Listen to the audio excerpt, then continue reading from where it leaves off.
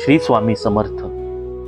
माझ्या स्वामी भक्त बांधवांनो आणि भगिनींनो, अनेक भक्त एक अनुभव सांगतात.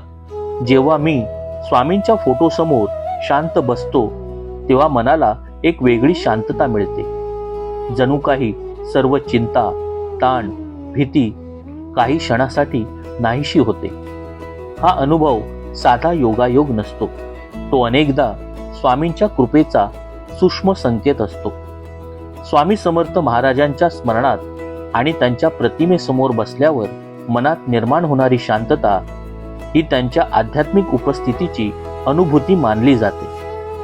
अशी शांतता का मिळते? मनाची ऊर्जा बदलते. जेव्हा आपण श्रद्धेने स्वामींच्या प्रतिमेकडे पाहतो तेव्हा मनातील नकारात्मक विचार कमी होतात.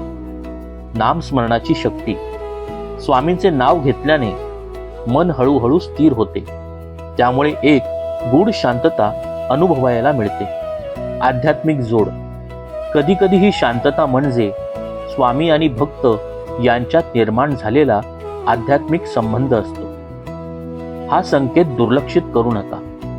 जर तुम्हाला स्वामींच्या फोटोसमोर बसल्यावर मन शांत होत असेल, डोळ्यात पाणी येत असेल, चिंता कमी होत असेल, तर हा एक आध्यात्मिक संकेत आहे.